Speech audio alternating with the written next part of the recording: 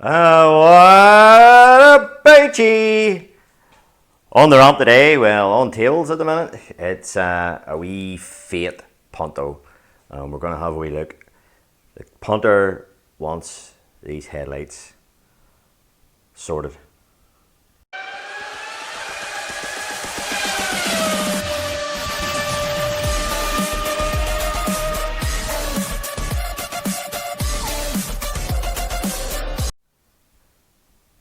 So the owner wants these headlights done, and car's in for service and a quick look over. There's a few wee things on it, the exhaust rattling and a few wee niggly things that he's complained about. And I mentioned to him about these headlights, and he says, "Oh, well, can you fix them up?" And I says, "Aye, they'll not be as good as if they were new, but they'll certainly make the car look a lot better, and you'll get a bit better light at night." So it's a wee Fiat Punto 1.4 engine. There's a few wee things to do on it, and yeah, a bit of oil leaking there, but yeah, good honest wee car. This guy bought this car about 5 years ago, maybe more, for about £800, and he uses it every day to go to work and stuff, and it's solid. Right? You may have seen this car before on the channel. I put a subframe in it about a year ago, maybe, or something like that, and yeah, it hasn't looked back.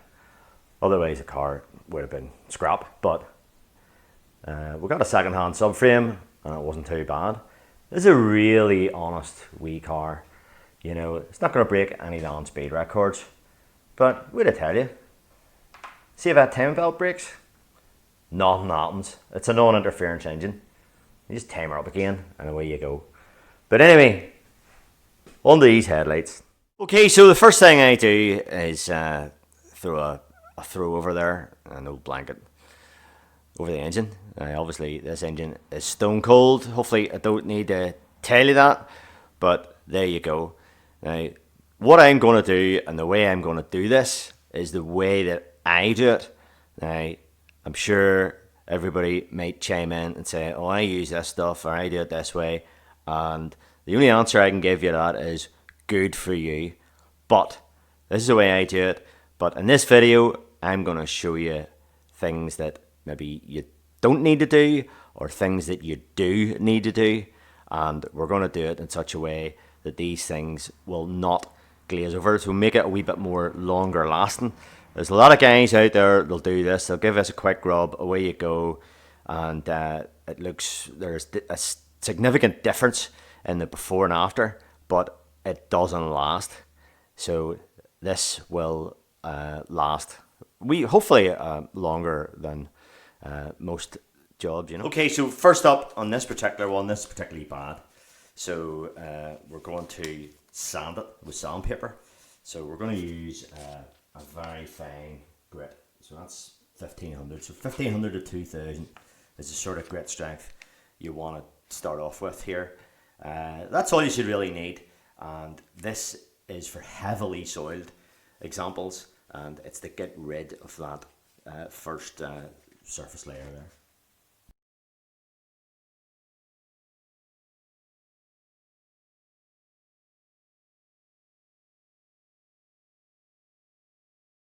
Okay, so what I'm using there is a pad there. So that's a spongy, that's a flexible pad with you know, the appropriate grit on it there. So I like to use these here for the headlights because they can contour in. If you use just ordinary sandpaper, you know, and you're putting your fingers on it like that, then you'll get the only pressure points you have are the 3 points of your fingers. So these bits in between your fingers, you're not going to get it. You can still use that, but you know, these do a better job. I also have a dual orbiter that will do that as well for speed, but because not everybody has one of them, we'll just do it the hand method. I can do this a lot quicker with machinery. The other thing you may notice as well, I did not mask off this headlight in any way. I do not see a need to do that. You know, you're going to buff this at the end of the day with a buffer, and it's not going to be aggressive to the paintwork if you know what you're doing with a buffer. You don't hold it in one place for any length of time. There's a couple of different machines you can do it with, but I find the large buff is by far the best. We'll maybe use a couple of different tools, but as we progress, we'll see the difference. And the key about this is plenty of water, loads and loads of water. You keep this wet constantly. And I have a bucket here below this headlight, below this bumper, and that's what the blanket of the engine's for. So the wee bit of sand, we're going to see what that looks like. Plenty of water, and with nice soft rags. Now, I don't know, they talk about lint-free rags, but I don't know what a lint-free rag is. All rags have lint coming off them. And you give that a bit of a weight down, and you can see we still have, there's a wee bit there at the front, that's the worst bit. We'll give that another bit of a going. There's a wee bit more around here, we'll give that a bit more of a going. And yeah, so we'll just keep doing that. So I'm just concentrating on a few of the worst areas there, which is just in the middle here. And just doing that with a paper and on my index finger there.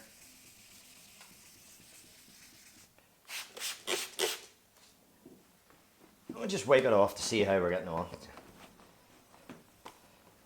Yeah, getting there.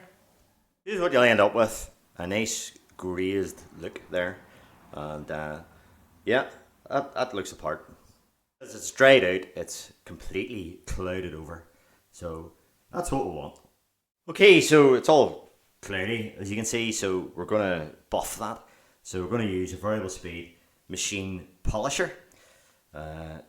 And it's quite a big head on it. You can get smaller heads, but it's actually quicker, I think, if you use the big one there. And again, loads of water, so plenty of water on that there.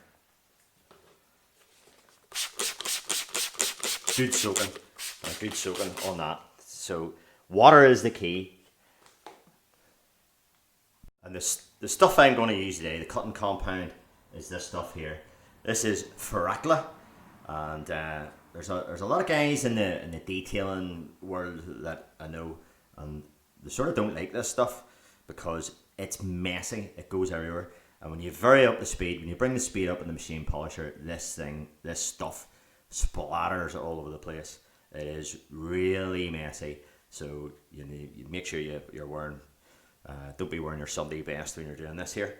So, but you don't need an awful lot of it, So here we go. So there's the amount I'm going to start off with. We can get in the shot. I'm zoomed away in here as the camera's sitting way off the car. But there we go. And first of all, we give that a good rubbing over. First of all, so you don't start the buff. You rub that in just manually first of all, and then at the lowest speed nearly possible, you start her up.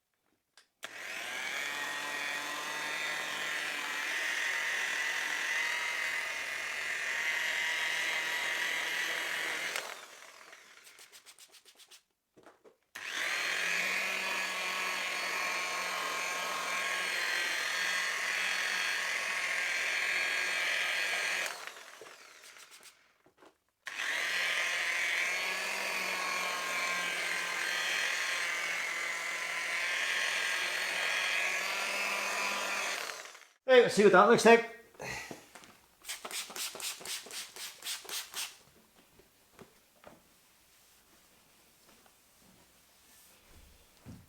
I just need to get a dry cloth now.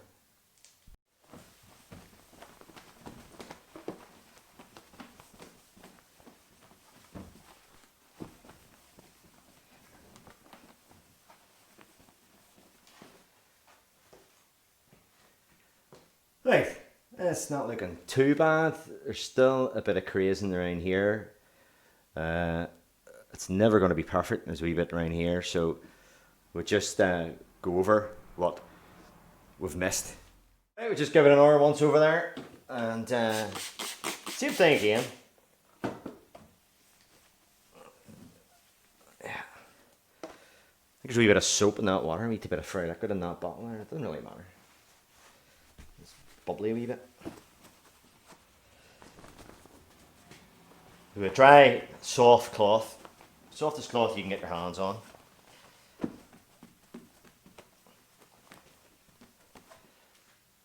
There we go. So I done the most of that with G3, but for the final pass, I switched to, and I haven't got very much left, a G6, which isn't just as coarse in the paste, you know. So not all rubbing compound. If you just buy a generic tin of rubbing compound, you don't really know what sort of how coarse it's going to be. So these sort of specialist sort of stuff, you know, that the higher, it's a bit like the sandpaper. The higher the number, the less grit it is. So the G3 to start off with, there was still tiny wee marks still, and I did a pass with G6, and that's come up lovely. But now this is the secret to longevity, and I don't think you see this anymore. Here's a secret I'm going to pass on to you. I think it's the first time I've ever told anybody this. A lot of these headlight restorations that people do, they'll probably find in a lot of months' time that they'll start to go back to where they were again. You know, it doesn't last, and that's correct. That's true. So no matter what you do there, you know, the sort of damage has been done, and you know it'll start to fade again. So we need to prevent that from happening. So we need to put a coating on it or something like that.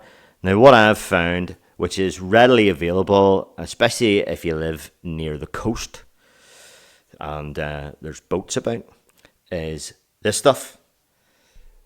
Gel coat sealer, which is for boats. And this is made by that brand name there that is pretty popular worldwide there. You know, I think it's a bit of a home gamer brand, this stuff. I don't really use it. It's not really, in my opinion, a professional product, but you know, each their own. It depends, whatever works for you and all that there. But here I am actually using their stuff there. So this is something, this is a coating, this is the magic treatment, UV resistant. That's what we're after here. And this isn't designed for cars at all. It's designed for that thing there, that big fiberglass thing that floats on the water. And yeah, we'll apply a coat of that whenever, so we'll have to wait that it's nice and dry, and then we'll give that a coat. So it's just liquid, you know. So here we go. It's just liquid. We'll just apply it over it. And that's it. That's all there is to it. Just rub it in. And that'll get in between all the microscopic cracks. You might be able to hear me a bit better. This camera's standing off this here. But anyway, so what I'm trying to do there is I'm trying to fill in all the small imperfections. You know, that's never going to be perfectly smooth. At the end of the day, it's just about plastic. So you know, and we're just gonna this stuff here. The idea is just to protect that from UV. So that'll get into that, and we'll just put a coating over that, and let that dry in, and that's it.